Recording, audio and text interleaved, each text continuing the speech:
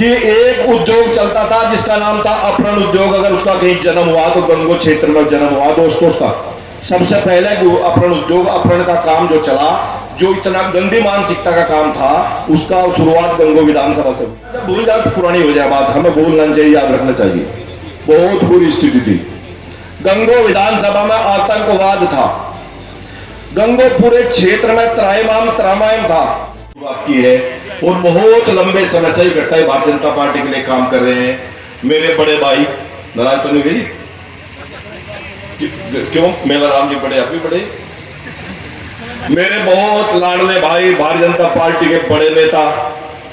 एक चीज बताना चाहता हूं, मेरे से पूर्व वक्ताओं ने, आदरणीय मानवीर जी ने कुछ बात बताई, आदरणीय जीत राणा जी ने कुछ बात बताई। एक ऐसी विधानसभा उत्तर प्रदेश के अंदर है, उसका नाम है कुंदर की। हम उसको कभी नहीं जीते, भारतीय जनता पार्टी कभी उसको जीती नहीं।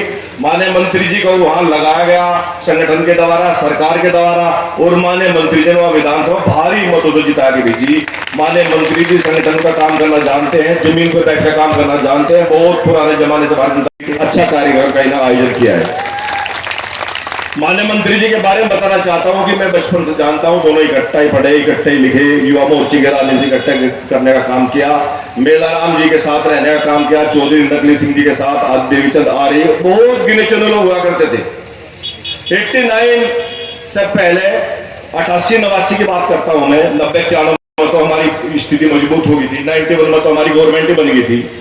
तो उस जमाने में जब हम मेला राम जी, आदरणीय मंत्री जसवंत सैनी जी, चौधरी नकली सिंह जी और हमारे बाबा चौधरी सुरजन सिंह जी हुआ करते जब उस जमाने में, तो जब घूमते थे दीपक का निशान हुआ करता था पहले, तो ये लगता था कि ये लोग हमारा उपहास बना रहे, मजाक बना रहे, कि अच्छे घराने लोग राजनीति करते थे। हमारे सामान्य परिवारों के लोग राजनीति नहीं किया करते थे, ऊंचे घराने के लोग राजनीति करते थे, तो मजाक बनता था। मगर ईश्वर की कृपा, मेला राम जी जैसे, माननीय मंत्री जैसे लोगों का जो परिश्रम है, जो हमारे पूर्वज हैं उनकी जो मेहनत है, आज ऐसा है कि इस देश और प्रदेश में भारतीय जनता पार्टी का डंका बज रहा है।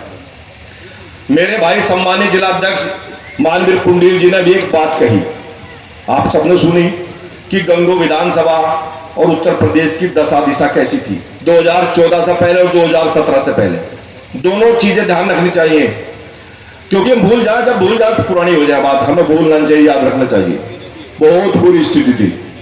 गंगो विधानसभा में आतंकवाद था। गंगो पूरे क्षेत्र में त्रामायम था।